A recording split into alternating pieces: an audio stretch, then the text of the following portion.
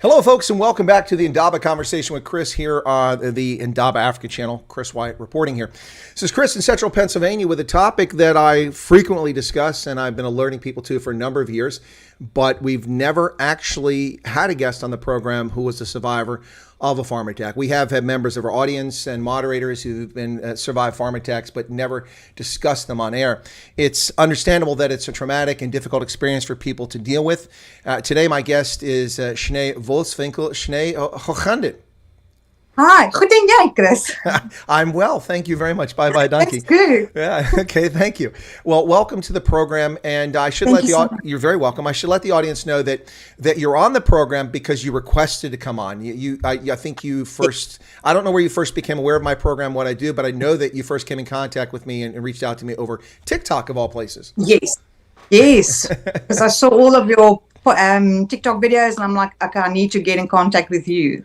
Yeah, it's actually it's a topic that I don't know what you know my background, but I was an intelligence officer in the Army, and when I worked for the Defense Intelligence Agency in particular, I reported on farm and rural insecurity, farm murders, and what was happening in South Africa in general. And so once I left active service, this is a topic that doesn't go away, and it's a topic that concerns me about all South Africans. It's particularly horrific and egregious what's happening with rural insecurity and how vulnerable people are in South Africa. And in the case of your brother who was murdered in 2015, that's Gavin Volswinkel, correct?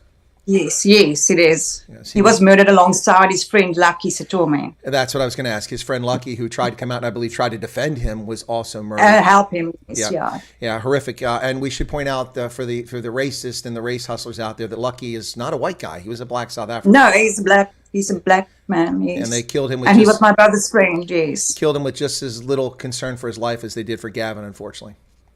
Yeah. Yes. So looking at where this is at, if I'm not mistaken, this is in Gauteng. Is that where it occurred? And yes, in Pretoria. Pretoria East. Yeah.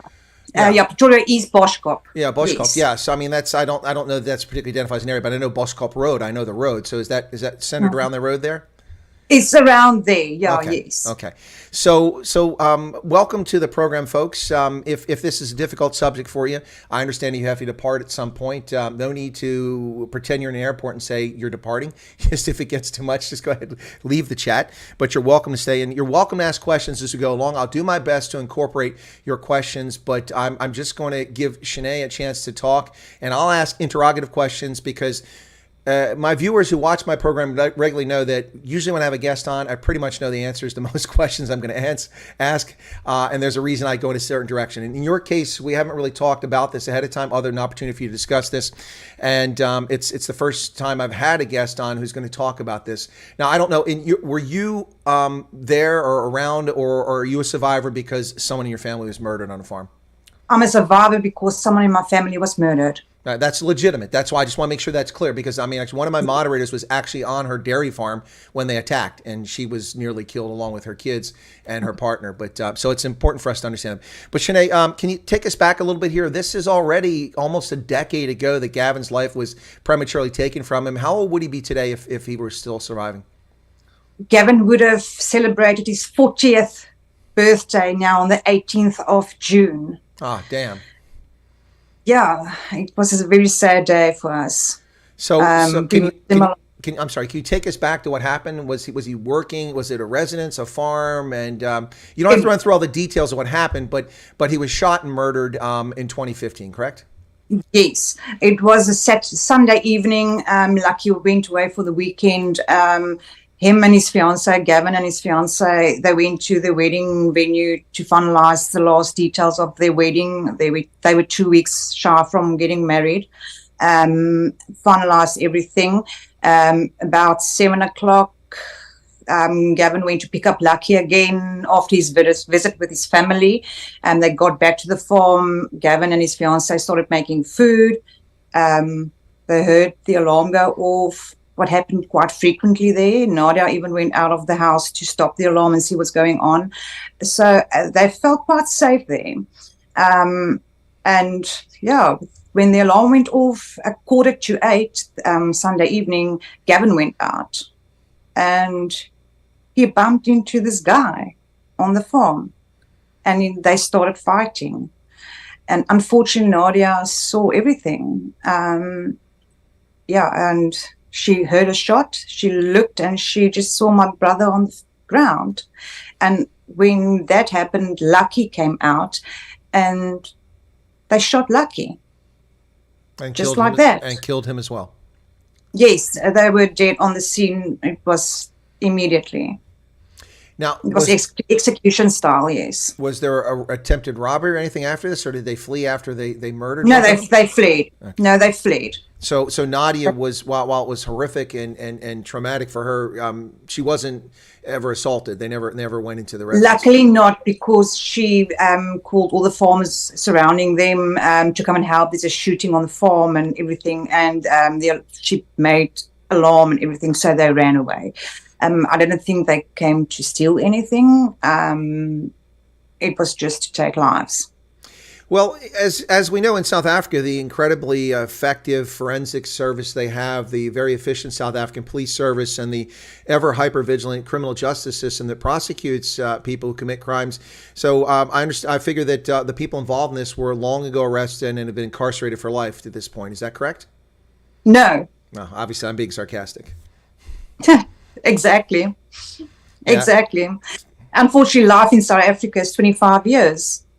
Yeah, that's something people need to remember too. These people get out. Or if you claim it was all politically motivated, if you match the right demographics, you get out after murdering Amy Beale just 3.5 years later, after bludgeoning a young blonde-haired, blue-eyed American girl who was helping women of color in the Cape Flats. Yes. Bludgeoned to death. They got 3.5 years, and then her mother forgave them and did a foundation, and they're all part of that. Isn't it lovely? Kumbaya. And to this day, we still have not got accountability for Edward Neumeister in KwaZulu-Natal. We've not gotten accountability for Brendan Horner in the Brendan Horner as well. Yeah. And we have not got accountability for Gavin Volkswinkel. Nothing. So Sinead, when did you first find out about it? I don't mean to take you back to a traumatic moment, but I'm sure this has gone through your head thousands of times since 2015. Oh yeah, I'm living it every day. Yeah, it doesn't go away. So I've been working. Yeah, because I've been working with this case for about almost 8 years now, since Gavin has been murdered. So I went to bed early because I was tired, because I live in Cape Town, and this happened in Gauteng. I went to bed early and took a sleeping tablet because insomniac here, and I was just almost asleep, and my husband ran into the room and he's asked me, where's my daughter, and I'm like, well, she's probably in her room, what's going on? He said, just stay here. And he went and he got my daughter, and he brought her to our room, and he said something terrible happened, and I thought it was my dad, because, I mean, my dad's not that old, but you don't think it's your little brother or my older brother. And I said, okay, what happened? What's going on? And he said something terrible. Gavin was shot. I'm like, what? He said, yes. I'm like, okay, what's going on now? And my daughter started crying, and he just said, but he's dead. And I'm like, what? No, you're lying. And he said, but your mom tried to phone you. And my phone was on silent. That night, my phone was on silent. And I phoned my mom, and just when she picked up that phone, in her voice, I could hear, okay, this is real. This is not my sleeping tablet. This is real. And I said, okay, where's my dad and where's my older brother? And she said to me, they are on the farm right now. And I phoned my older brother, and this is the sad part. I could hear my dad screaming in the background, please, God, just give me my son back and take my life. And I screamed to my older brother, and I said to him, just give that child mouth to mouth, help him, just help him, please, what's going on there? Just give him mouth to mouth. And he said to me, Sinead, he is dead. And it was horrific, because you don't have answers, you don't know what's going on. It's everything is so shuffled, and everything is so vague, but it comes back to you.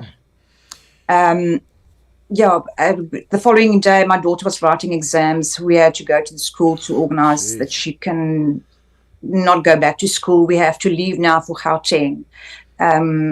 Instead of going for his wedding, we had to go for his funeral. And on our way to Gauteng, his best friend phoned me and she said to me, listen, there's pictures of Gavin on Facebook. And I said to her, what pictures? And she said, I don't want to give you the page name, but there is pictures. I said to her, give me the page name. And that's the first picture I ever saw of my brother lying dead on the ground. That his neighbor took a picture of my brother laying dead on the ground and posted it on Facebook. Wow, what a classless individual. Yeah, I phoned the police and I said to him, listen, this is what happened now. This is the guy's name. No, they're going to go out and talk to him to take it off, everything. And then they phoned me back and they said, oh, they can't get hold of him. They can't find him. It took me 5 minutes to find this guy. So, how can I find someone in 5 minutes? Well, because the police are not really there to protect South Africans. That's not the real role. They're there to disguise what's going on so the ANC can continue. But the bad part is the police was involved in this farm murder. Well, that's something I'm not aware of. Let's get into that here shortly. But before we go any further, so by the time you were contacted, I'd imagine it wasn't immediate. I mean, there had to be a response to the farm. Nadi was there. She's probably calling for help. She's, I would imagine, distraught, and I would expect emotional. I mean, having seen death occur right in front of me, it's definitely not something easy, even if you're accustomed to it. But so it was probably a matter of time. Was it at least a few hours later before they called you and your husband came in and woke you up, or as you were drifting off? That it was. So I mean, the reason I mention is that your first response was a natural human response for a loved one. Is like, just give the boy, mouth to mouth. Yeah. Mouth to mouth, help him. But he had obviously already been dead for some time, and there was no hope. But you don't know that. You're just trying to respond in a human way. Oh, well, the farmers that was there, that Nadia called over the radios, they were there before the police. It took the police half an hour to get there, and they live 4 kilometers from the farm. The paramedics were there before the police. But the sad part is everyone walked that crime scene and they contaminated everything. It's crazy if you see what I have. Nothing, they didn't do anything, the police. The knife that Gavin had, the shambok that Gavin and Lucky had, that wasn't collected as evidence. It was terrible. They just picked up everything. It was ridiculous. My mom got the call from the guy Gavin was renting the farm from about half an hour after it happened. And my mom went and she woke up my dad and she told my dad, and my dad he couldn't believe it. He was like, no, this is a lie. There's something wrong here. And then she phoned my brother, and my brother was there because they lived close by. And they went to the farm. So after that, after she phoned my brother, she phoned me. But obviously my phone was on silent. So it was about 45 minutes after it happened that I found out. It is shocking. And if you look at, for folks who are wondering, over her shoulder, over Shanae's shoulder, you can see a portrait of Gavin right there. He was a good-looking fellow, and I mean that in a heterosexual fashion, but he was a good-looking fellow. He's a little follically challenged, I believe, on top, but no, he shaved his head. Oh, he shaved his head. Okay, because I was going to say he's a ginger. He's one of those guys that actually look good bald. You know, some guys look good. I'm not one of them. I've had a bald head when I was in the Army when it was shaven. Not forget. So he's a very good-looking fellow, and it's beyond the personal tragedy. It's such a shame. So you found out about 45 minutes later. We'll come back to that part about the police, but at some point you became yourself involved, or someone else did, in hiring private investigators. Was that because there was no movement on the case, or you didn't trust the police, or who started the getting private investigators involved, and why? Nadia's dad, he has a friend that introduced my family to the private investigator, and one day I just phoned Boschkop police station and asked them, listen, I just want to know what's going on with this double murder. Gave them the case number, everything, and the captain of Boschkop police station said to me, I'm crazy, there was no double homicide. I'm crazy. Okay, it was your And I said, brother. okay, but it's in all the newspapers. You guys are all commentating on it and giving statements to the media. How am I the crazy one? Well, it's Really? incredible disrespect for those who are bereaving. That's also well, I'd like to say it's shocking, but it's not shocking. We're talking It's about not. SAPs. It's not, and here, Shanae, this is important, I think, and I suspect you'll agree with me because Lucky was his friend. They were friends, and They were friends. yeah, they Yes. were friends. I mean, black and white South African, they were friends. They were mates. They got along. Both murdered in cold blood, and nothing was stolen. You know, I tell this story over and over again about how, and I apologize if this is graphic for some of the viewers. I'm not going to describe in great detail, but I'm going to tell you that we have cases of people with body armor, cell phone jammers, caught on CCTV using wire cutters and police-issue sidearms, breaking into farms and homes, murdering farm managers, torturing mothers and fathers, gang raping fathers and mothers, and then boiling their children in tubs and electrocuting them and things like this, cutting genitals off. People think this is just some fantastic made-up tale, and these are places where oftentimes there's been no robbery. And if there is a robbery, usually it's just something of convenience. They grab whatever cash is laying around just because it's there after they've accomplished their domestic terrorist goal. And then they take the mobile phone and they take the bucky, if there's one there, just to escape. And they usually burn or abandon the bucky. We saw that with the family in the Western Cape and the Northern Cape, what happened to them. Yeah, that's just, so I mean, this is another instance where there was nothing stolen except life. Life. The most precious thing, life. Yeah, the most precious commodity. And again, as I've done for a long time now, Shanae, I don't know if you know, I came under a lot of criticism a couple of years ago when I first started broadcasting because there were people using the term white genocide and the whites are targeted.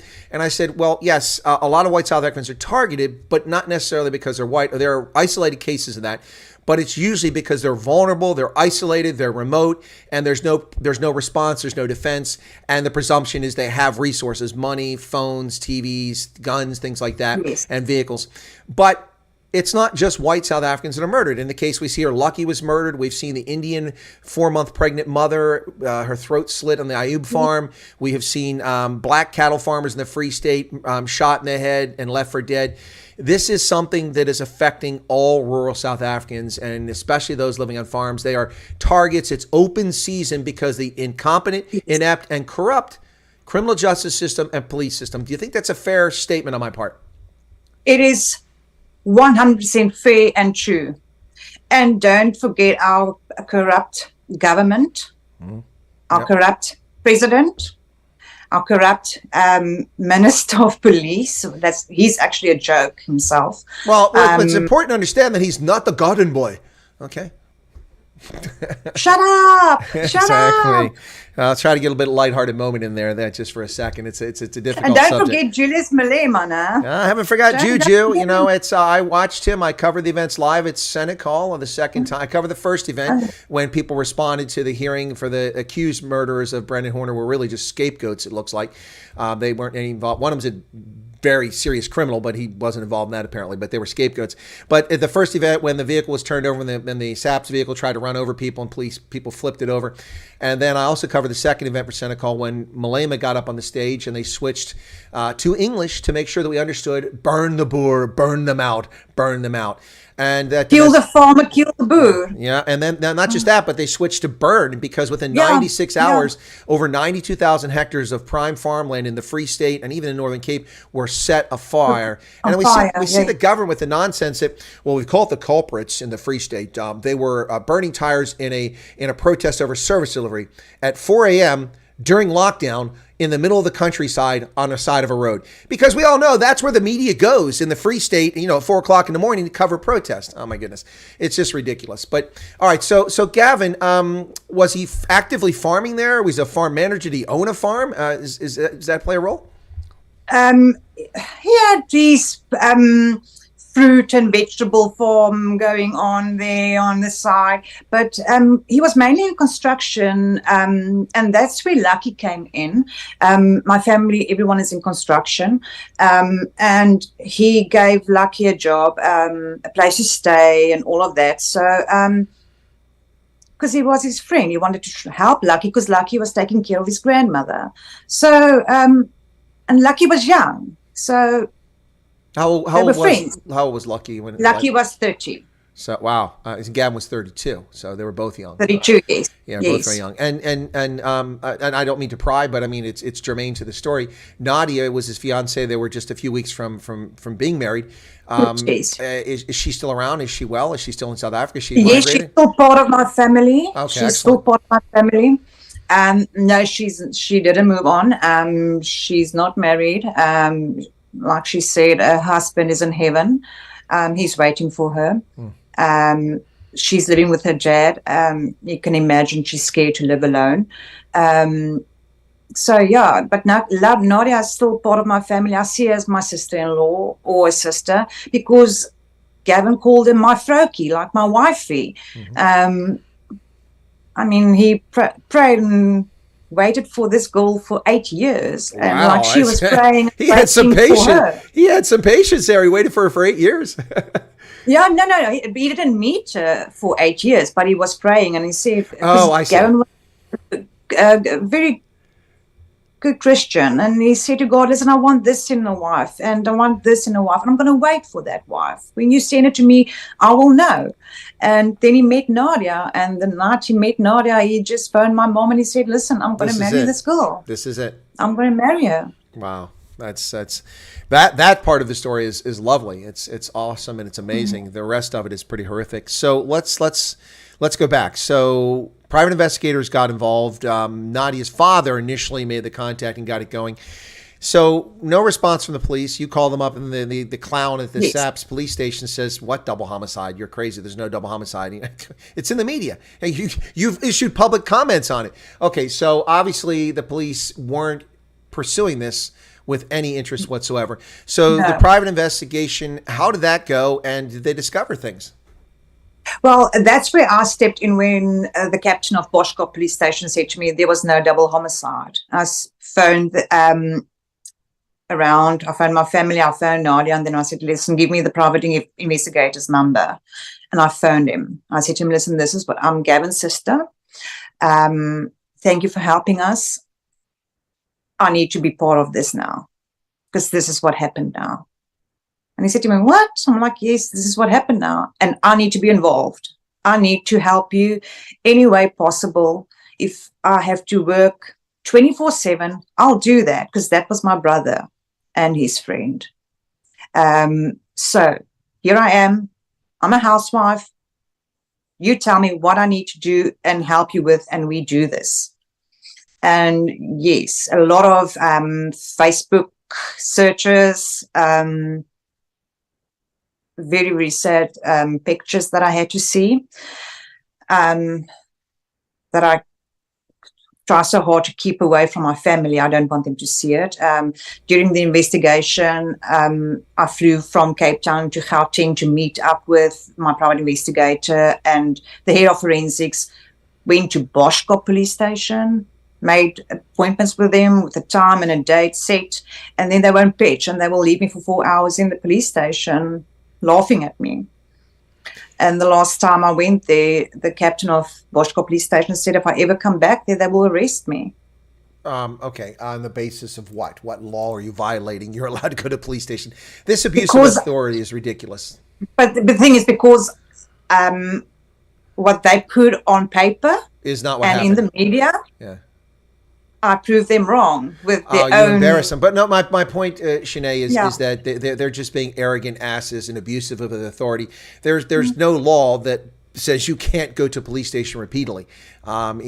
So you're a mother raising a daughter living in the Western Yes. Cape whose brother was brutally murdered along with his friend on a farm outside Pretoria, Yeah. Pretoria East. You are 1,000 kilometers away, and the SAPS police station is 4 kilometers from where the double homicide took place.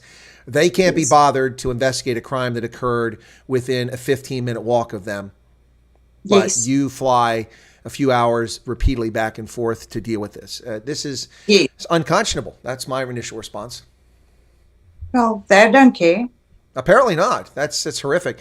So you mentioned something. Let's go to that a little bit here, folks. By the way, you're listening to Chris Wyatt Reports here on the Indaba Africa channel. This is Colonel Retired Chris Wyatt in Central Pennsylvania. My guest tonight, my special guest tonight, is Shanae Volkswinkel, who is a survivor of a farm attack. Her brother and his friend Lucky were brutally. Her brother Gavin and his friend Lucky were brutally murdered in Pretoria East back in 2015 in a case that has not been resolved yet. And based on what we're hearing so far from her perspective is that the police seem to have no interest in this. So I want to shift the conversation a little bit now, Shanae, to you mentioned something about, you alluded to the police were involved in this. Did investigators uncover something that would indicate the police played a role in this double homicide? If so, it would make sense that they're ignoring you and blowing you off and threatening you. Yes, the murder weapon actually came out of their storage facility. Was this a previous illegal firearm that had been confiscated or something like that, or one of their own firearms? Previous firearm that they confiscated. Okay, so it was a firearm that they had taken in a commission of another crime, and they had it in storage, and that firearm got out of police storage. Was it actually in police storage at the Boskop police station? Yes. Okay, all right, please continue. Sorry. No, it's fine. So yeah, well, the two that was involved in this, I made sure they don't work for their SAPs anymore. So maybe they're in different crime now without a uniform and a badge. I don't know. Or maybe they're coming for me. I don't know. Well, it's South Africa. You never know. As you and I were talking before we went on air, I mean, I'm still very angry about the Babita Deokaran assassination in broad daylight. The only saving grace in that horrible situation was they at least waited until she had dropped her daughter off at school. But that's probably not any consideration for her daughter, just because they're just not competent enough to know where she's at. They sat and waited for her like wolves at her home and gunned her down. And the list goes on of what happens to people who are law-abiding, people who try to do the right thing or just live their lives peacefully like Gavin was doing and Lucky were doing. Yes. I mean, this is then what's really sad about this for me, Shanae, is that the police issue aside, and we'll get back to that, is that it wasn't just Gavin's life that was stolen. It was the life that Gavin and Nadia had a chance to have together, and any offspring that they might have had from that union, any children. Oh, yeah. So, I mean, that will never come to pass. That will never happen. Those memories, those things. And it's not just that. It's the wider family of Nadia's family, your family, Lucky's family. His grandmother was probably apoplectic, I'm sure, because he was taking care of her. I mean, is she still surviving or has she passed since then? No, she's still surviving. I think she goes through a lot of the same that my family's going through. The heartache and the no justice. The biggest part is no justice. We don't want revenge. We're not that type of family. No, we just want accountability, though, right? Yeah, they need to be held accountable. Not them, the police, our government. Everyone needs to be held accountable for this. I mean, a president of South Africa can't say there's no farm murders.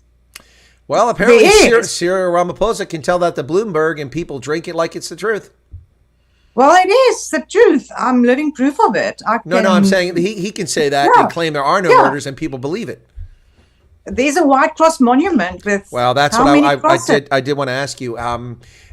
Is there in fact a cross at the Witkois monument up north in Mpumalanga, or not Mpumalanga, in Limpopo for Gavin? And if so, were you there when it was in place? Yes. I made sure my dad received it, the East Cross, but yes, we were there. Nadia wasn't up to it. So it was myself, my mom, my dad, and my oldest brother. We received this cross, and other families' crosses that couldn't be there. I mean, we just felt the need to honor those people. They didn't die in vain. So yes, we were there to receive his cross. I try and go there every year. It's a bit difficult at this stage, especially with COVID and that was a bit hectic for me to get there. But yes, I'm very fond of the White Cross Monument. I help where I can, raising funds for them and help. Unfortunately, with the loss of Lita Fourie, that was a very hard blow for the White Cross community. So yes, I try to be involved and spread the news of the White Cross Monument and people to get involved there. Well, a friend of mine, you're probably familiar with the name, is a dear friend of mine, Steve Hofmeyer, did go to the Yes. Cross Monument a couple of years ago, which got a lot I of was there attention. with him. Are you serious? You were there that day? I was a speaker on the same day as him. I covered that live. I broadcast that day when Steve was there. That's incredible. Yes, I was a speaker. I was wearing my Gavin uniform. I probably saw you and just don't recall specifically, but yeah, that was very awesome. Another friend of mine who's a performer asked Steve if he would go that day, and so Steve did go.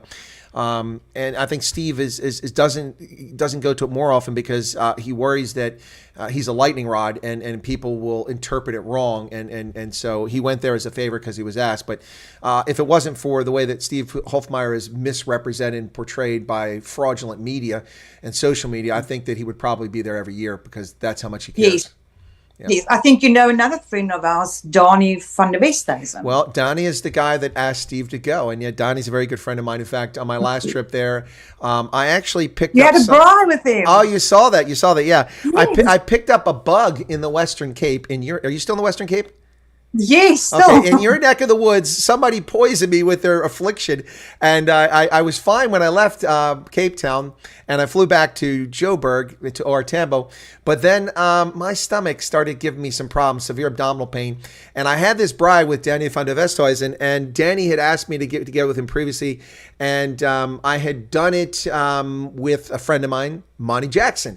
Monty and Danny are good friends, and Monty, I'd gone to visit at his home, and his wife and his daughter and his mom, and then he's like, "You've got to come to our braai tonight." And I already had a meet and greet with my viewers, so I altered my plans, and I went to the meet and greet, but then left and went straight in the dark, broke my cardinal rule of driving in the dark in South Africa, but it wasn't that far, and I drove carefully. It was very dark. There was no power. There's load shedding. I drove. Load shedding. Exactly. So I got to this place, and that's where I met Donnie for the first time.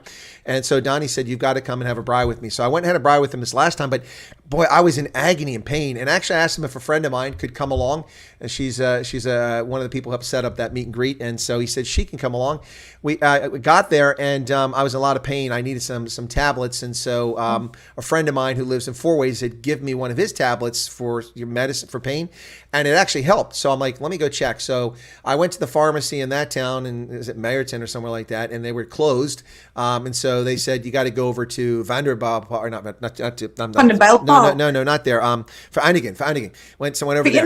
Yeah, for Einigen. So I went over there, and I drove in, and I walked in, and I talked to the pharmacy, and the guy's like, "You're an American." I'm like, "Yeah, you're an Englishman in for Einigen. You think that goes over well with the Afrikaners?" Anyway, so, I mean, this is where the peace was negotiated. Not a very good peace for the Afrikaners. Anyway, Yes. he got a kick out of that, but he gave me the meds. I went back, and they actually, as I was driving back into the caravan park, because that's where the braai pit was at a caravan park, they were driving out like, "Where are you guys going? We're looking for you. We thought something happened to you." I'm thinking, okay, yeah, we actually care. Oh, they did. Of course they care. But I was thinking, once you leave here, if I don't see you on the road, you're going to be driving all over because you had no idea. Anyway, but the bottom line is we had a fantastic braai. Danny is a great human being, wonderful guy. That's awesome. And of course, he asked Steve to go. So I guess you knew all the secrets there. You knew about Danny, you knew about Steve. So, and you were there yourself. But it's nice to see those with some influence and notoriety in the public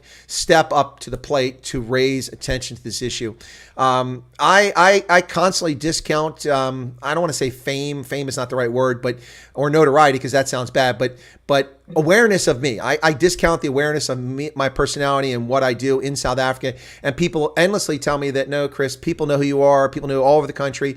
You do this for people. People appreciate it." And you try to be humble, and I'm like, "No, that's not true." But then each time I keep going back to South Africa, people keep proving me wrong, running up to me, Colonel Wyatt. I was in traffic in coming around Tygerberg Valley, and a lady was sitting in an Austin Mini Cooper next to me, and she starts hooting on a hooter at the robot, and I'm like, I look over, Colonel Wyatt, right there in traffic. So my point is that it's nice when people, I don't consider myself a famous person. Maybe I have some influence, I'm unaware, but when people take the time and have the concern to raise this issue on behalf of all South Africans. And that was a bit of a long stretch for me. But Shanae, were you grateful? I imagine you were that Steve Hofmeyer and Danny got involved in this. Yes, very much so.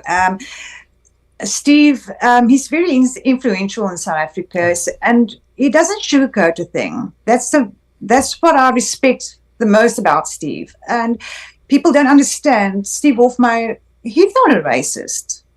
No, they make him out as the biggest racist on earth, but he's not. Yeah. He just stands up for what he believes in, and he still says, "Listen, white and black people, Indian colored, rainbow colored, doesn't matter what color, we will eventually find each other because there is good ones out there. Mm-hmm.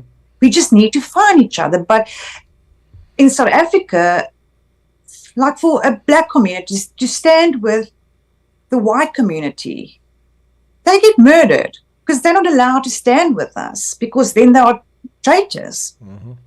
But they can see, the ones that are standing with us, they can see what is happening and what's going to happen in South Africa.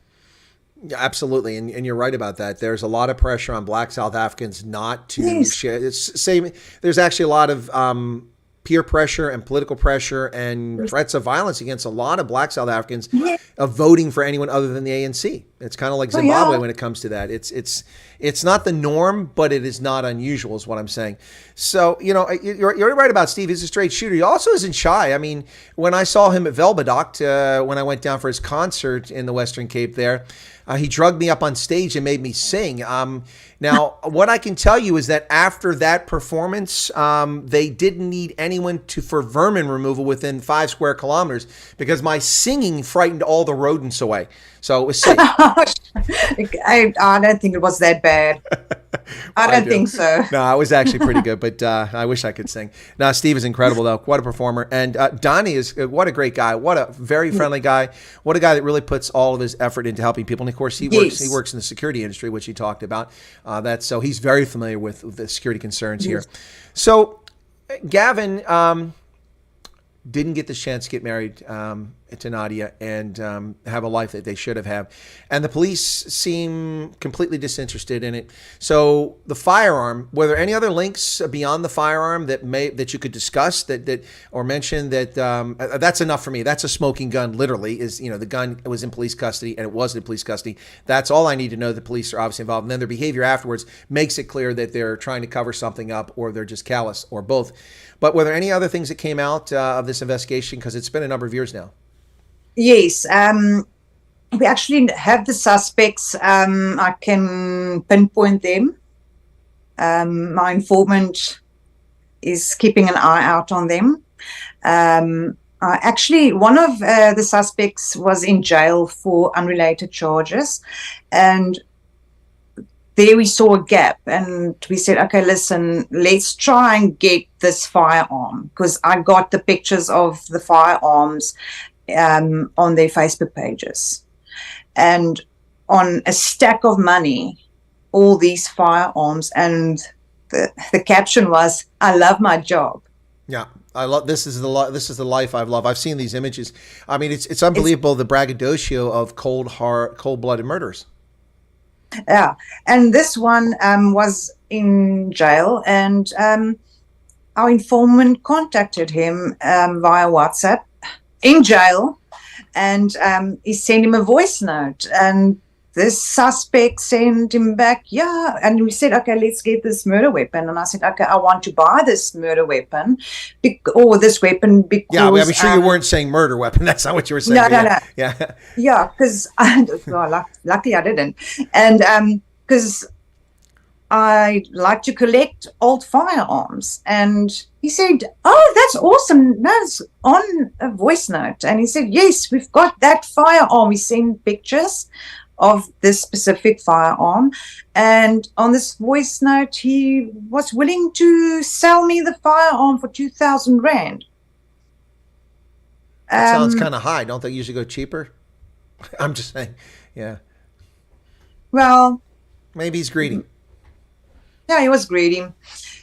And unfortunately my detective and or my private investigator and my informant was late or missed that to pick up that firearm by an hour and a half, because I think this guy spoke to his team. Mm-hmm. And when the private investigator got there, because they drop this is what happens. Weapons that's used in farm murders and farm attacks and all of that, they put it in safes. And that, I don't know if the Americans know what a long drop is. You go ahead and explain it, because I have people that won't know what it is. Okay. It's like in the rural communities, it's like they dig into the ground for them to use the toilet, because our government won't give them toilets. So they use that as a toilet. So they put all these guns in a safe and they drop them into these long drops, these toilets. Like a pit latrine. And when they need them, they just go and get them and then they use it again. And when the private investigator got there, the safe was lying open and the guns were gone.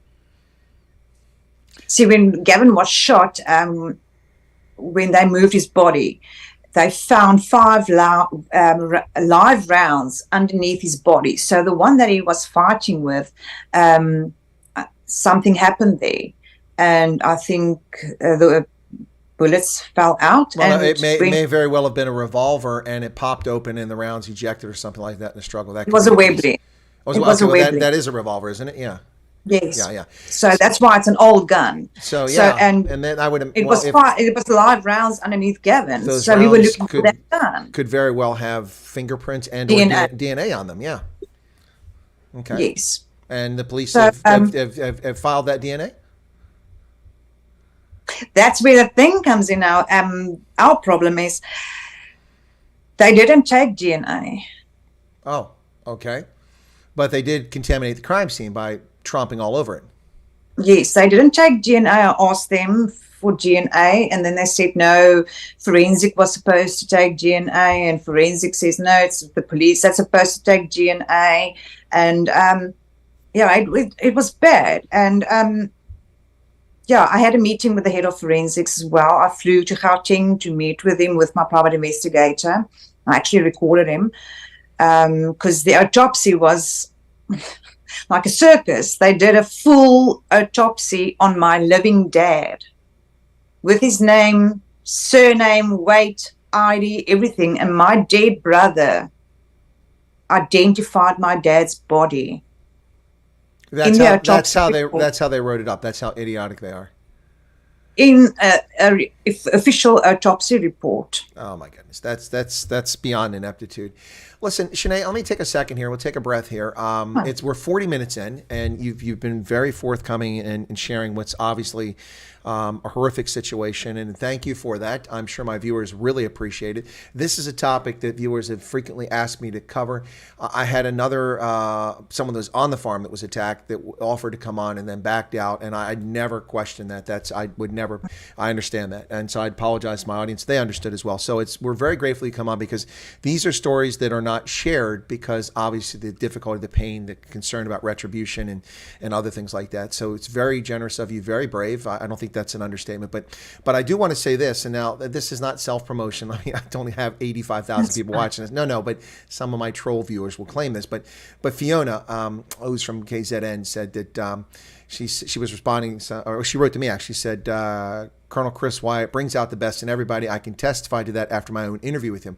So I just want to take a second and say, are you doing okay? Are we good with the questions? I mean, are you okay with this, the way we're approaching this? Yes. Okay. Yes. Okay. All right. Well, I just want to make sure we're still good here. No, I'm very vocal about this, and unfortunately, I don't sugarcoat a thing. I tell the truth. I've got the evidence black on white, like in the media as well. If they do a story about Gavin and Lucky, I don't give them thumbsuck information. It's everything black and white. There's no in between for me, because I only have one chance to get justice. And get accountability. It's the truth. So Shanae, what is okay? Well, I'm sure we can surmise what the holdup is. Are they the same police captain still there 8 years later? Have new people coming on? And if there's new people, have they shown any interest in pursuing it? Are they claiming they're overwhelmed by other murders, other homicides, other crime? I mean, it seems to me like this is not even a cold case, because it's still been investigated over these years. Okay, Gavin, I can't get hold of Lucky's information because they won't give it to me, which is understandable. I understand that. I have Gavin's police report. His file at Boschko Police Station is 4 pages. Only 4 pages. There's no crime scene pictures in it, no autopsy reports, no autopsy pictures, nothing. The thing is now with the DNA, they confirmed in our media and the newspaper that they took DNA, and I phoned them and I said, listen, okay, I need the DNA. I need everything they left behind, these people left behind on the crime scene. I want that, and I need to go and test it privately because I don't trust you. I don't trust you. Because I questioned, where's the DNA? Where's my brother's clothes? Did you take DNA from his hands because he fought with the guy? Mm-hmm. It was a fight. It was a fist fight. And they just said, no, but don't worry, we will exhume him. And I'm like, exhume my brother? Why didn't you take it when the crime occurred? I mean, why you want to exhume him later on? That's incompetence or intentional malfeasance. Well, I said to the head of forensics, well, good luck with that because my brother was cremated. Oh, jeez. They didn't even know that your brother had been cremated. That shows you how little interest or concern they have in this case. I mean, I look, Shanae, I don't know if you know this about me, but I was a badge and credentialed federal law enforcement official. Now, I'm not a criminal investigator in the sense I would investigate a homicide, but I did counterintelligence and counterterrorism. So I'm familiar with forensics. I'm familiar with DNA. All of that's part of what we do if necessary to catch people who betray our country or spying our country or stop terrorists. And for me, if I'll just put a hat on as if I'm actually investigating a homicide, I would not close the case or would not have a file without knowing the end disposition of the victims, if they're buried, if they've been cremated, where they're buried, when they were cremated, certificate of death, all that stuff. You can't have a complete investigation without that information at a minimum. This is pathetic. Well, you just sugarcoated it. It's, yeah. It was bad. And now, at the end of the day, now that I want to test everything privately, we can't get the live rounds. We don't know where it is. We don't know where the holster is that they left on the crime scene. We don't know where the pliers is and the live rounds that was underneath Gavin. No one knows where it is. We can't find it. It's nowhere to be found. I want to suggest, knowing how slow the police are, that farmers groups and rural security groups and community watches are out there doing things. I don't know the legal ramifications of it, but I would think that it would be wise for these groups to hire, at least on a retainer basis, consultants that are in local communities who have the ability to collect evidence at a scene before the police come, or when the police leave and pick up what they've left after the fact within the confines of the law. Because clearly now, of course, there will be questions when it comes to prosecution about chain of custody, but you can have reputable firms that can deal with that. I mean, that doesn't mean evidence can't be included or introduced to the trial or used as a basis to arrest someone. But I think this is something that people need to take a look at. I'm not aware of anyone doing that. If they are, that would be interesting. No, they're not. Like Gavin's clothes. I mean, I'm a housewife. I'm not. Okay, now I'm very into this true crime, and I educated myself about this. And that's in the last 8 years, I learned so much about DNA and touch evidence and fingerprints and all of that. And that is police 101. I didn't realize that. And if I tell them, listen, why didn't you do this? They look at me and I'm like, how did you know about this? Because I educate myself before I come here. Well, I mean, if nothing else, all you have to do is watch CSI to know more than the Saps do. I watch true crime, daytime. No, but I'm saying just watching that, you know more than the Saps, obviously. Jeez. Well, obviously, I know more about everything. Yeah, because I've been doing their job now for almost 8 years. And they're not paying me to do it. No. We don't know where that is. The sad part of everything is the projectile that went through Gavin's head, because Gavin was shot through the head. My family went back to the farm 2 weeks after Gavin was murdered. And my mom found that projectile. And Police didn't find it, but your mother did 2 weeks later. That's what I'm getting yeah, at, where people go behind after the police who've screwed everything up. Even in a contaminated crime scene, your mom found the round that killed your brother. yes. Yeah, and when the property investigator phoned the detective at that stage, he said, "Oh no," because it was a Saturday. He said, "No, I'm busy with a barbecue." And the detective said, "Oh, my private investigator said, listen, you will get to this farm right now because here's evidence that you guys overlooked." And he's like, "No, I'm not going to leave my 90-year-old dad here to do a barbecue." And he said, "Well, I'm giving you this instruction now to come collect this evidence now." Did they come? Yeah, Or and no? Gavin's clothes as well. I wanted to test that, and we couldn't find it. And they asked the police station. I asked forensics because this is the blame game. They love playing the blame game. Yeah. And then we did this whole investigation with AfriForum and all of those guys, and then the truth came out. Their storage facility at Boschkop was full, and they burned my brother's clothes. Okay, first off, I have a serious problem with that. Number one, besides the destruction of evidence in a case that has not been resolved, that's number one. Number two, that's the property of your family. They have no right to burn it. Yeah, but first they said it was cremated with my brother. When they realized, I said, "Well, my brother's cremated." So, and then they said, "Okay, it's cremated with your brother." And I phoned the cremation, the guy who did the cremation, and he said, "No, we have to do everything here." No, your brother had to be cleaned up. He had to be dressed up, makeup applied, and put in presumably a suit or nice clothing. Yeah, no one gets cremated in the clothing that they're murdered. I mean, that's just that. This is it's. Look, Shanae, I'm sorry. I mean, you've been living this for 8 years, and I don't mean to be a Johnny come lately, but I'm really pissed off right now. This is beyond reprehensible, and it's even amateur hour for making excuses if you're complicit in the crime. I mean, I can think of 1,000 better excuses or ways to fob you off than behave in that fashion. That's Yes. just, it's horrific. It's horrific. Oh. Yeah, and I mean, they don't understand. Even these people that kill the farmers and the farm workers and all of that, the police as well, they don't understand what they are doing to a family. I mean, they don't care what they're doing to a family, and they don't care what they did to No, Lucky's they don't. family. They don't care about his go-go now being what I don't know, was she 60, 70, 80 years old, all on her own, and no longer has that support. She's probably had to struggle not just emotionally with the loss of her grandson, but also, I would imagine, financially, Financially. Yeah, Well, it's yes. horrific. And of course, that did it to a black woman. So again, back to the point that they don't care. It's like the ANC. They love South Africa as long as you're a cater. If you're a cater, they love you. And caters, they're black, white, brown, but mostly black. The rest of the 59.5 million people, you can foot sec. They don't care about you. You're just there to Yes. serve their needs. That's what I always say. I'm too white for South Africa, but my money is black enough for South Africa. Ah, that's true. That's true.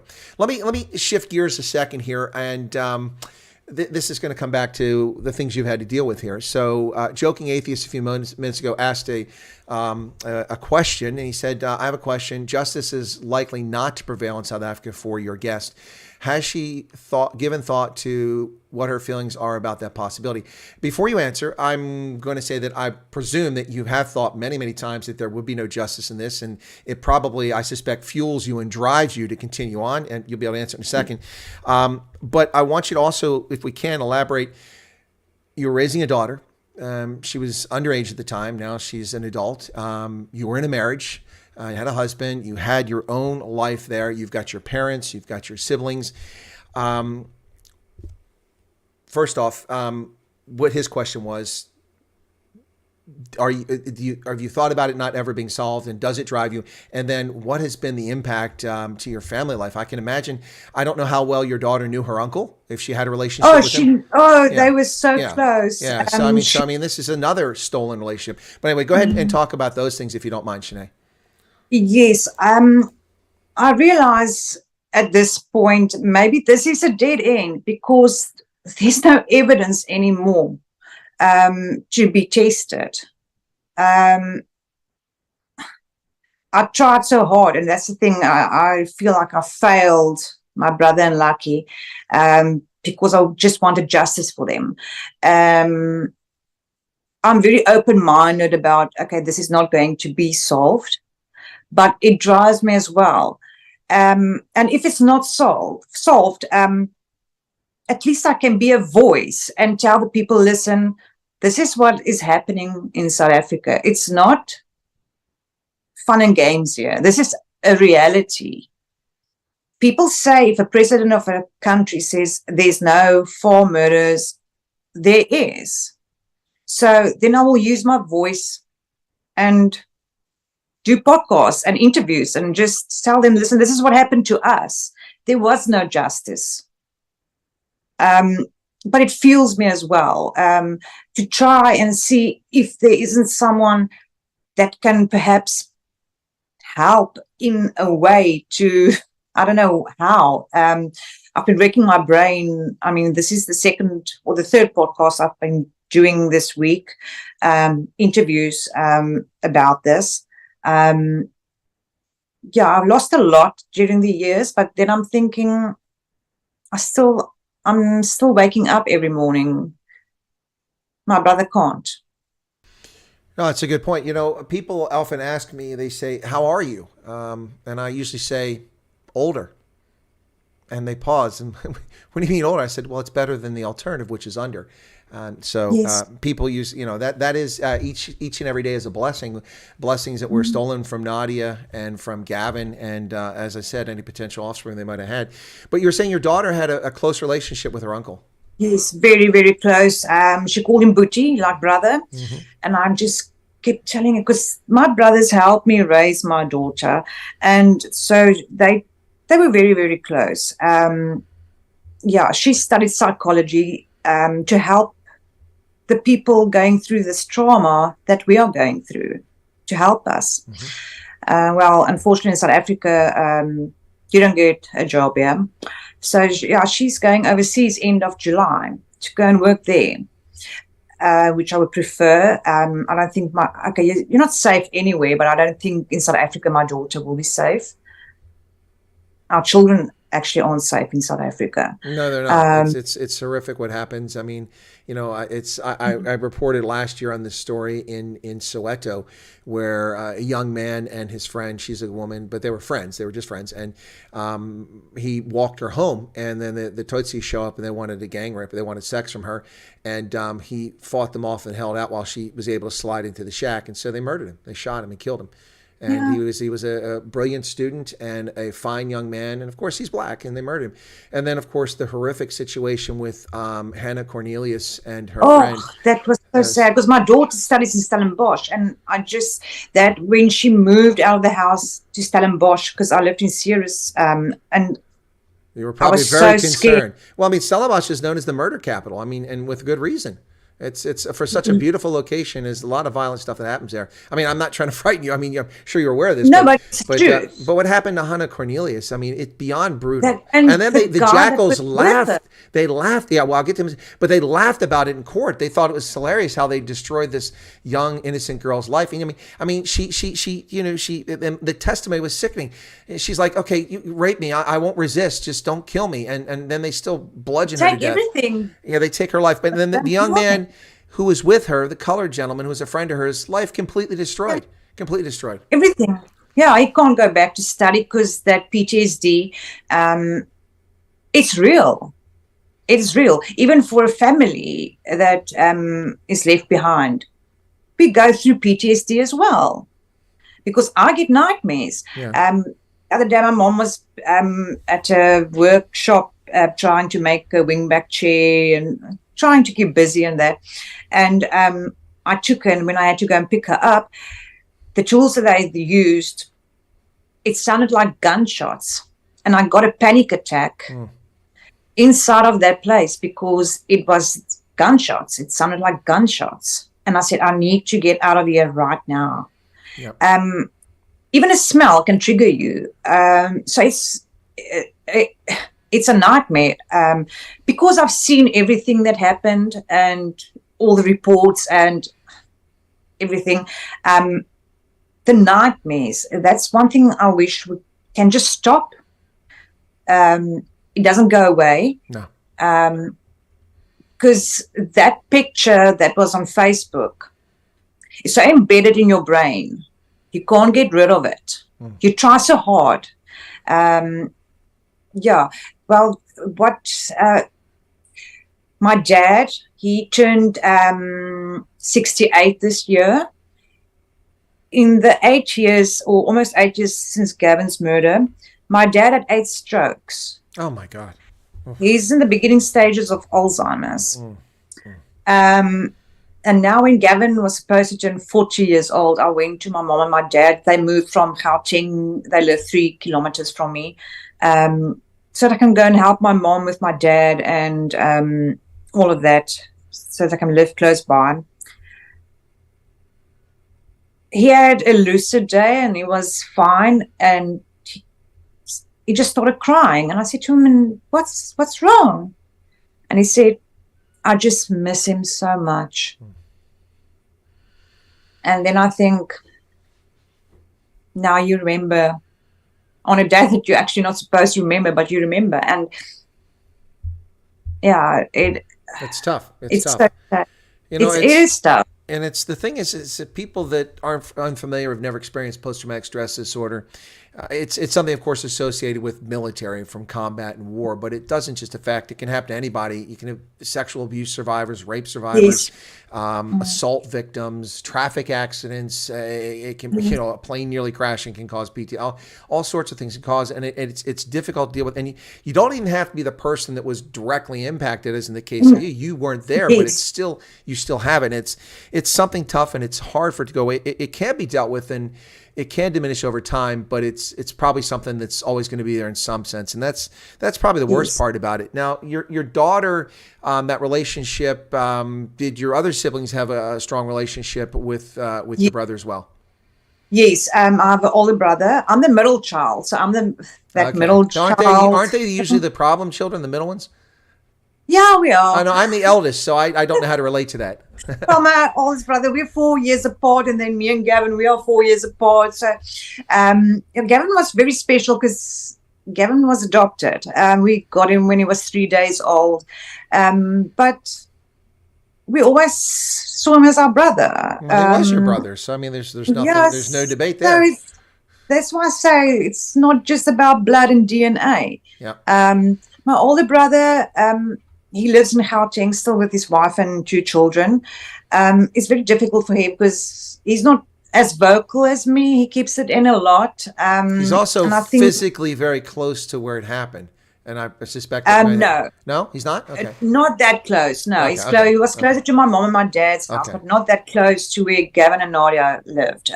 So yeah, he's not that vocal. He doesn't like us to talk a lot about Gavin because it's painful. I mean, he was on that crime scene. Yeah. He saw my brother there, lying there. Yeah.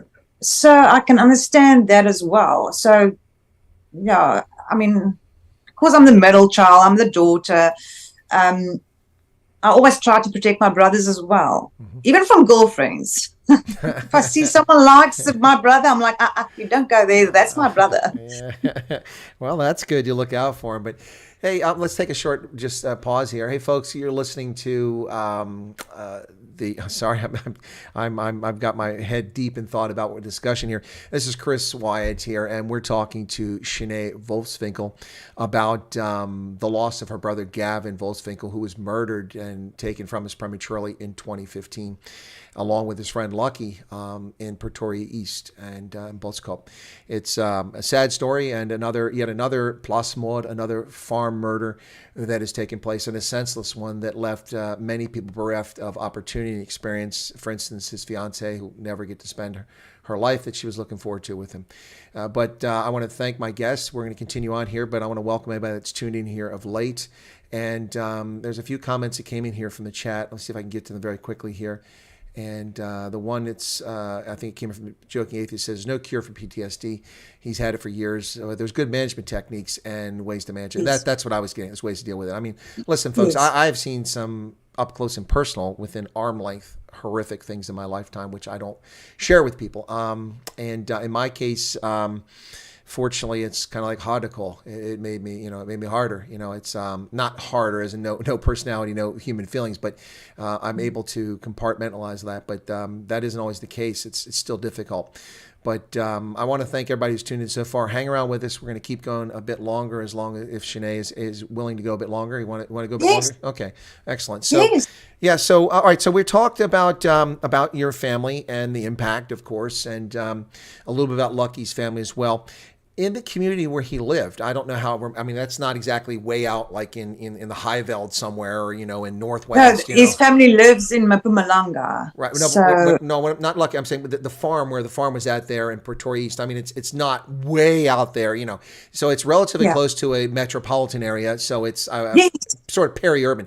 Did it have an impact on neighbors and the community around there? Was there an impact, a response from them? Because oftentimes, I mean, look what happened at Senegal when Brendan Horne was murdered. Unbelievable. Yeah, when they had like 30-kilometer traffic jam on back roads because tractors were driving for this thing, and all the people that showed up and people looking for justice at the first court hearing. So my point is, was there an impact on the community? Because there's more than, and this isn't, I'm not taking away from the suffering of your family and Lucky's family, but there's more than just your family and Nadia and her family and Lucky. It's a community. Was there an impact there, or did anything come about there? Anybody say anything? No, because it happens so often in Boschkop and Camillewood and those areas that it's just another hunting day. season is open, so they don't even report on that anymore. Oh my goodness, that's even worse. That's even sadder. When I was in Zeerost last August, and I spoke to commercial farmers, about 125 commercial farmers rocked up. Surprised me. I was asked to go there by a friend who knows a lot of farmers up there, so he asked me to go and talk to farmers, and kind of caught me off guard. They didn't really tell me the topic. I found the topic out moments before I got there, and I made the best of it. But the upshot of that is that we had a braai afterwards, and one of the gentlemen whom I met there was an experienced former police officer, and he was one of the key members of the community patrol and the farmers responsive unit. There was a commercial farmer attacked while I was still in South Africa after I left that week, and they responded, and he wound up getting shot. It went up under his vest, and he bled out before they could get him care. So they didn't even know that he was bleeding out. He was lying there. He said, "I'm feeling kind of cold," and 5 minutes later he was dead.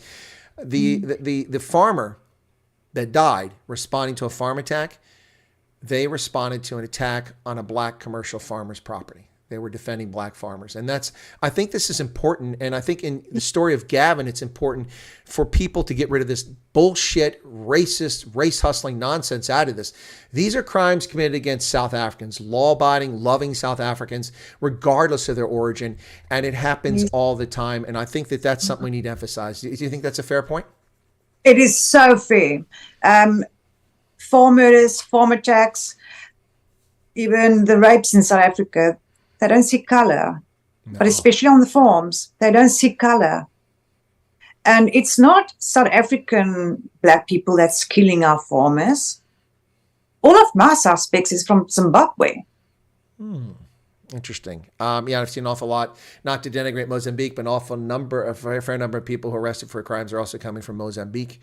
Not so many from Botswana. Most of the criminals are coming from South Africa to Botswana, the other way around. But Sorry. No, don't be. It's weird because I mean, when I lived in Botswana, people used to joke sardonically that when they break into your home, if you wake up at night, it used to be that they tell you go back to sleep, and you go back to sleep and they wouldn't kill you. But now it's becoming like South Africa. If you wake up, they'll kill you, or they'll come looking for you and kill you. So it's the crime has gotten worse there, but it's not like it is in South Africa. But it's not. But you're right. Yeah, a lot of Zimbabweans. Not to pick on Zimbabwe. There's a lot of wonderful Zimbabweans in South Africa, a few million of them. But there's also apparently tens of thousands of violent criminals too. Yes, and who summoned them to South Africa? Juju. Yeah. Because he's from Zimbabwe. That's what people say. No, he is. I think he comes from the gates of hell. That's where I think he came from. That's too good for him. That's too good for him. Hell is too good for him. Hell doesn't even want him. Well, for Gavin, if people would like to remember Gavin, is there a memorial, like a Facebook page or a website or a social media account? Or obviously, if people have the time and the energy to trek up to to Limpopo, they can go to Petersburg or Polokwane there, and they can see the Vitkois monument and see Yes. his cross, which would be very respectful. But is there something else, if people want to learn more about Gavin, or a place they can go and respect him? Is that somewhere out there in the digital world? No. We thought about doing something for him, but yeah, with my dad and his strokes and Nadia not on that level at this stage. I mean, for us, it happened yesterday. It's still so fresh for us. It happened yesterday. Everyone says move on is almost 8 years, almost a decade.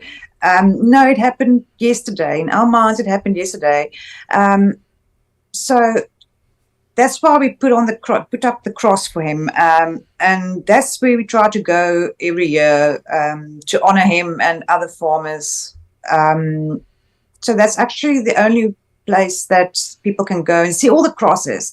Go and pay respect to every cross there, because it's not only Gavin. I mean, the last 8 days, we had 8 farm murders. 8 farm murders in 8 days. People don't understand. I don't think they can comprehend 8 farm murders in 8 days. It's a farm murder a day. It's ridiculous. So I would rather say go and pay respect at the White Cross Monument to all of them who lost their lives for nothing. Yeah, no, that's fair. No, and I wasn't trying to put you on the spot. Again, I did. No. This is one of the times I didn't know the answer. In another interview, I would have known if there was. No, yeah. So no, no, my respect is on my arms with. Oh, there you go. Okay. Yeah, I've got Gavin's name and his birthday and the year he died, and his signature on this one, and a fingerprint, his fingerprint in a heart. Yes. You know, it's interesting because my audience knows my aversion to tattoos. But I was recently asked about that again. I don't like tattoos. I mean, I don't hold them against people, but I just don't find them very appealing. But I was asked about it again a couple of days ago, and I said, listen, tattoos aren't my thing, but I do understand and respect people who do it to honor a lost loved one or a lost child or something like that. And your tattoos are honoring your brother. Yes, I mean, it's not just the flower or a butterfly or something like that. It is something that's meaningful to me. And if with COVID, I had the mask with that the jacket with Justice for Gavin, and people will ask me, and I will educate them or try to tell them, listen, this is what's going on in South Africa. You don't read about it in the newspapers, but this is going on. This is what Justice for Gavin means. And so now this jacket as well, it was made for me for the White Cross Monument. They will ask me, what is Justice for Gavin? Because we wear it on Black Mondays. That's our uniform, Black Monday. And so I'm very open about what's going on. And people don't believe you. And I think, oh, no, man, it can't be that. It can't be that bad. There was that girl that was here on a hunting trip, and she made people aware on TikTok of what's going on in South Africa. And I felt so bad for that girl that South African said, what are you talking about? I'm like, oh, where? Are you living under a rock? Yeah. It's happening. And they said to her, she's lying. Stop spreading false information on social media. I'm like, this is not false. She's speaking the truth. Yeah. No, what really bothers me about this issue, Shanae, and I'll tell you straight up, is what really bothers me about this is in social media and in political circles, often portrayed as if it's some sort of right-wing white supremacist narrative. And it's not even white narrative. It's a South African narrative, and it's not supremacy or anything. It's simply reporting factually what is going on in the country. You know, when Ramaphosa gave that interview to Bloomberg in New York City at the UN conference in early 2018, I remember almost verbatim. He says, no, that because he's responding with, what about Donald Trump's tweet? And he said, no, Donald Trump's tweet. He's misinformed. That's not true. There are no farm murders in South Africa. There are no farm murders in South Africa. There are no white farmers murdered. And I'm like, are you high? We have farm murders in America. Not many, thankfully, but people are remote. They're rural. Sometimes there's, crime. Sometimes revenge. Sometimes a disgruntled relative. Sometimes family members you got to be careful of. But to claim there are no farm murders, I mean, it's just ludicrous. There are farmers murdered murdered the world over. There are urban residents murdered the world over. It's absolutely ludicrous to make such a claim. And the media just drank it down like the perfect Kool-Aid. Oh, this is, yeah, okay, well, Cyril's telling us there's no farm murder. So obviously Donald Trump, the racist, is lying again. You know, it's just, and that's what bothers me about this, is that it's portrayed as a political narrative when it is political in nature because politicians are not taking action to stop it and protect South Africans. But the people trying to raise the issue are not being political. That's my take on it. And that's the truth. Because for me, this is not a political thing with Gavin and Lucky. It's just a justice thing. But our police, our SAPS, our government that's supposed to protect and serve us, they're the ones that are murdering us. Well, yeah, it looks like that's the case here. And if they're not directly murdering, although we know we've had instances of that we've caught and we've identified law enforcement and government officials murdering people directly, including members of parliament accused of murdering. But when they're not doing it, they're certainly facilitating it by loaning out, renting their sidearms, or letting people use, confiscated weapons, like which is the one used to murder your brother. There is a comment here from Joking Atheist, who has one of the coolest usernames on YouTube, the Joking Atheist. And he said that if it was 8 politicians in 8 days, imagine how angry the press would be and how angry the media would be and how the politicians would be up in arms. They would be up in arms. It will be all over the world. Yeah. Yep. And they won't deny that thing. And if they all happen to be black politicians, of course, it would be white supremacists who murdered them. Yeah, then it will be apartheid. Yeah, well, we know that Jan van Riebeck is a terrible, disreputable person, and his reach is amazing. I mean, he's like one of the biblical figures. I mean, apparently Jan is still alive 360 years later. He's still. I mean, really, I don't know where he's hiding. I mean, it's like the never-ending story with Jan van Riebeck, but yeah. I've heard that he has a house in Brackenfell. I'm just saying. I need to get that address. It's not far from me. It's right around the corner from where Joe Emilio lives, so I can give it to you. Oh, okay. Real WhatsApp. Sorry, I had to put a lighthearted moment on there. But no, it's fine.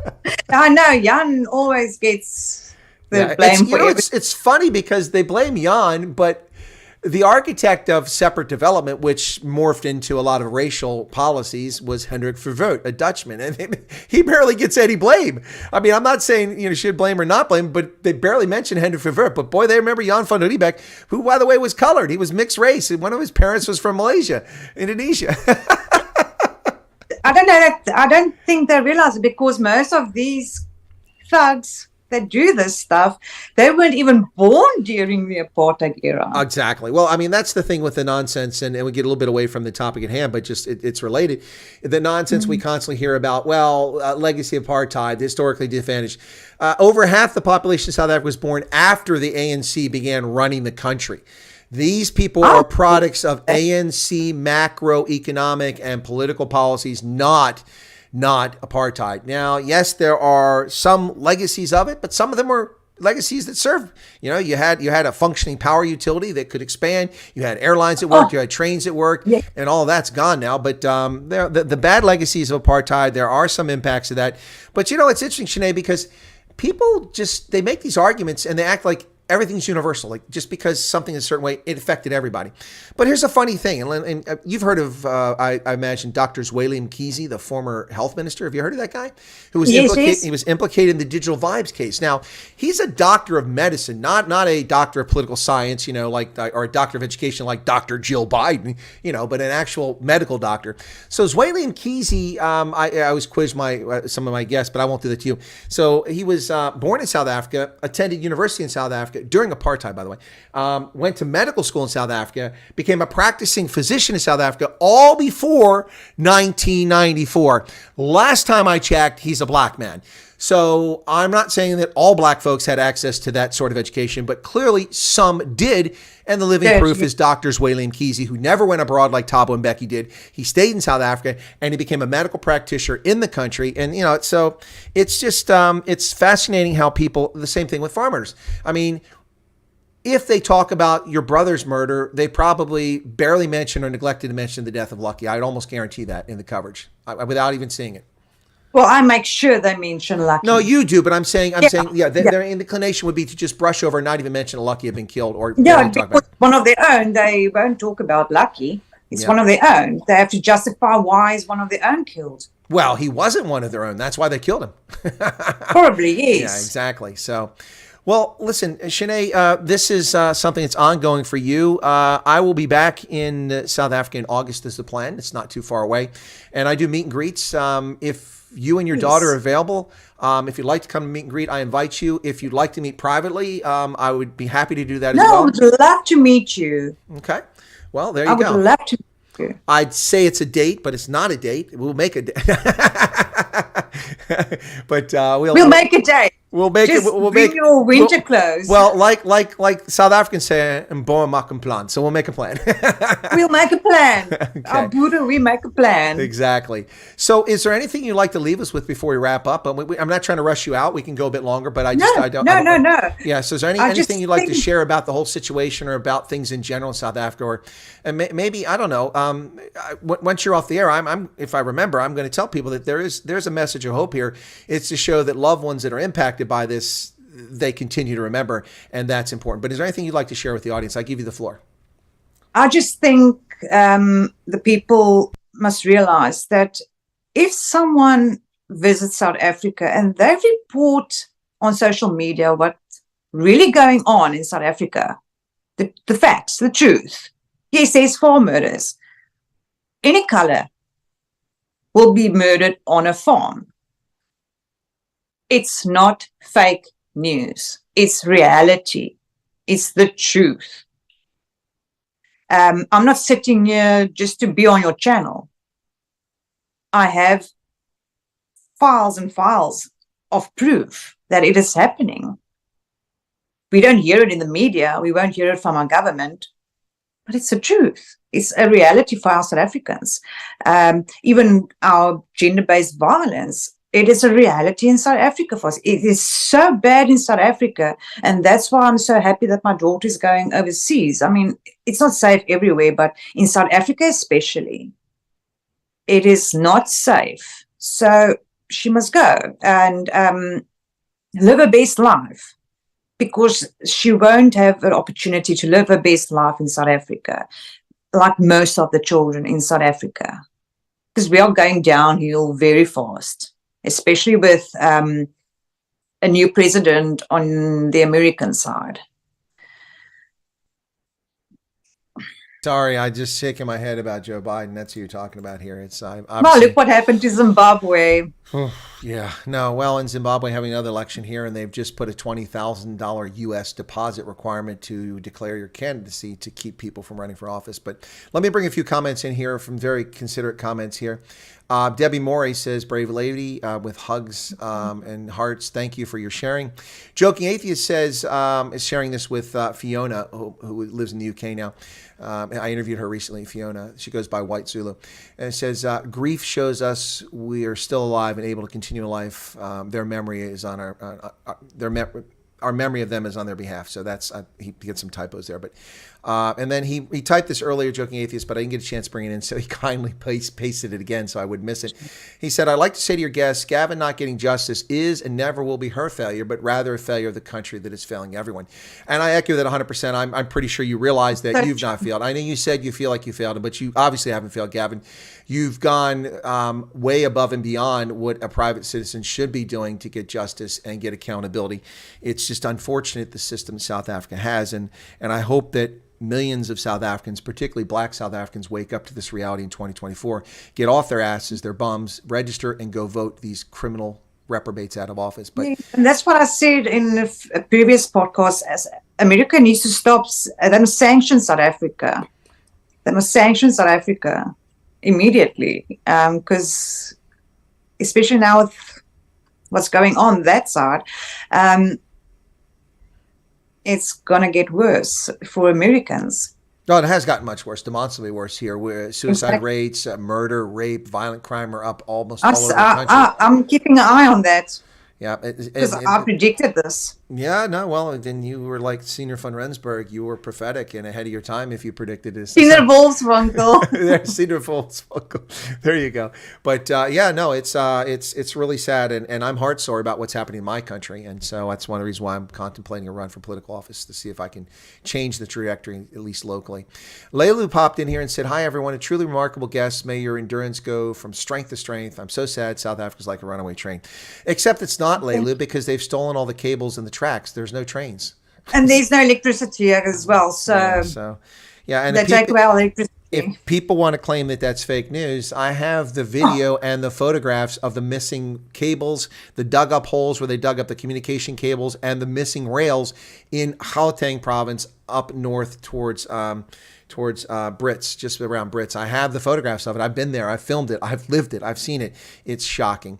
Stephanie Hatzemichael, I haven't seen you in donkey years. Where you been there, young lady? Decline is real. The pain is real. The farmers is real. It's a real crisis. You're right, Stephanie. Good to see you again. And sanctions hurt the poor and enrich the politicians. I saw that during apartheid. Yes, Fiona, that's true. But there's a difference between sanctions and then enriching people with privilege. Right now, for instance, the African Growth and Opportunity Act, we grant South Africa a privilege of not paying import duties to come into our country with goods, which is enriching already rich people. Simply applying the 2% tariff is not going to cost jobs from South Africa. It's just going to take some money out of the pockets of fat cats who are getting away with what they're getting away with. But yeah, no, I appreciate that. So, Shanae, listen, thanks for your persistence on TikTok and trying to link up with me. We had a bit of a headache getting sorted out there, but I think you've got some load shedding. Yeah, but you've also got some life events going on right now that you're sorting out and dealing with, and so but we got through that, and we've got you on here. I want to say that I really enjoyed the conversation. I mean, it sounds weird given the topic, but it's lovely to meet you and to hear about your brother and hear about the love for your brother and the relationship your daughter had with her uncle and Lucky and Nadia and all of that stuff and really angry and pissing me off about officials and their response and their mishandling of things, which was probably all intentional. We had a case here in America, very famous back in the 1970s, of an Army Special Forces doctor who murdered his wife and family at Fort Bragg and got away with it because I know about that. You know that case because we didn't practice proper forensic techniques in the U.S. military at the time. They did on rare occasions, but there was no systemic process. As a consequence of that, the Criminal Investigation Division, CID, was formed. And now we handle those crime scenes differently. But it was raining at Fort Bragg. All the MPs walked, military police walked through the house, destroyed all the evidence. And the guy got away with the murder for years. And then he was tried in a civil case and he found it was tried again. Yeah. Yeah, he went to civil. But see, because that's not double jeopardy. It's not double jeopardy. The military can try you and the civilians can try you. The military, he got off. The civilians, his father-in-law finally got him because he was flaunting. I know the father-in-law, yeah. So, thanks, Dateline. You know that story. But yeah, no, anyway, so thank you so much. Bye, Donkey. Thank you so much for your time. I really appreciate it and having me on your channel. And thank you to all your guests. I hope you guys are safe on that side. And I pray for you guys. Because I don't want to happen to you guys that's happening here. It's very sad and it's life-changing. Life-altering. I think that's the phrase. Your life is never the same. Yes, your life is never the same. And you see life differently as well. Well, people keep coming with comments. Let me just a couple more here before we part. So, Joking Atheist said, parting joke, what's the difference between a good lawyer and a great lawyer? A good lawyer knows the law. A great lawyer knows the judge. Sad part is that's true in South Africa. And apparently with the Department of Injustice in America, Hunter Biden, that's the case too. And then Fiona said, please thank your wonderful guest for sharing her story with us. She's a very brave lady. I salute her. And speaking of salutes, I was intending to do that, but she's mentioned salute. Listen, as a 36-and-a-half-year former soldier and rising from private to full colonel, what we do in uniform is we salute seniors or superior officers. I say senior, that's a better term, not superior because nobody's superior to anybody else, but senior officers as a sign of respect. A custom that grew out of medieval knights, showing that their hands were free of weapons. That here's my hand, but it grew into a salute. And I don't. Gavin didn't serve in uniform, did he?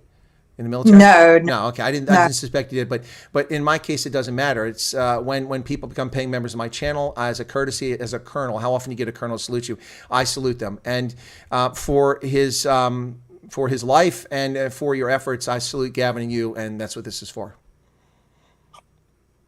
Thank you so much. You're very welcome. That means a lot to me. Thank you so much. Sorry, I get a little emotional. It's Anyway. Thank you. All right. Now I've made her Thank cry. you. I've made her cry. Anyway, I'm Sinead, trying to not to cry. no, you've done a that brilliant was job, so and I special. went and screwed it up at the end. That wouldn't be the No, first it's time. fine. No, it was Anyway, so special. but no, I it's really, it's, really it's it's genuine. So yeah, it's I wish he's a handsome bloke. He might have got me to go to the other side of the fence. I mean, he's good looking, No. He had his wife chosen, so no. Anyway. He loved his wife. No doubt about it. So so best wishes to you and your family, and I hope Thank that your you so father, much, and you guys too. Thank you. And I hope God blessed you and your channel and your family, and just be safe. Yeah, we That's will be. all that And I pray. I hope that your father has some pleasant, lucid moments as he struggles, as he goes forward, has good memories, and not just the bad ones. Yeah, I hope so too. But thank you so much, and thank you for this interview. I really, really loved it. It was so much fun. All right. Well, thank you so On much. a sad note as well. No, it was very pleasant. That's probably a better word. Okay. Yeah, All right. yeah. I mean, you can't just sit and cry the whole time. But Exactly. yeah. Exactly. But thank you so much. You guys must have a lovely evening. Or, girl, it's almost 12 o'clock at my side. So, but guys must have a lovely, lovely day further. All right. Well, thanks a lot, Chanel. I'll let you drop off now, and I'll wrap up. Thank you so much. Bye-bye, Donkey. Thank you. Bye-bye. Donkey. Bye. Bye. All right, folks, that's Shanae Voltzwinkel. Let me make sure she get her off there. Oh, she got herself off. Okay, cool. All right, well, thank you all. Again, that's the first time I've ever had a survivor of a farm attack on the program. People have asked me to do it for a long time. As you can imagine, bringing someone on is very emotional and difficult and upsetting. So lots of respect for Shanae Voltzwinkel for coming on. I appreciate her. It was a fantastic conversation. Thank you all for tuning in. I do appreciate your support for the channel. I'd ask that you share this one wide, broad, and wide. That's kind of redundant. Oh, there's a super chat from Leovin. Says, thank you for your support of us here in the RSA and raising important issues. It's my pleasure. Stephanie says, thank you for sharing. Let's stand strong. Ja, stand sam, South Africa. Stand sam. Stand together, black, white, brown, to end this scourge and this horrific situation, taking the lives prematurely of South Africans who've done nothing other than simply been a target for these evil reprobates. And thank you all so much for tuning in. Be sure to give us a like. We've got 94 likes, 77 of you here. Shame on anybody that didn't push the like button because they didn't want to like this video. If you haven't done it, please push that like button right now. Make it happen. I think most of you here have already pushed the like button. I do appreciate you tuning in, and thank you for your support. Feel free to share this on social media to let people know about this. I really do. I want to say I'm very grateful to Shanae. It's the first time we've been able to get someone on to talk about this very difficult issue. So I hope that you didn't find it too, it certainly wasn't a gruesome conversation, but didn't find it too upsetting. So thank you all so much, and have a lovely evening. It's time for me to wrap up here on the East Coast of the United States. It is after 10 o'clock in South Africa, and it is tomorrow in Sydney, where it's 6 in the morning, Wellington, 8 o'clock in New Zealand, Tokyo, 5 in the morning, Perth, 4 o'clock. And in South Africa, it is 10, Dublin and London, 9 o'clock, Stuttgart, 9 o'clock. But here, it's 4 p.m. on a Sunday. Thank you very much. And that's it. We'll catch you here tomorrow on this channel, and maybe a Night Owls on the other channel. See how it goes tomorrow. God bless, and thank you once again, Shanae.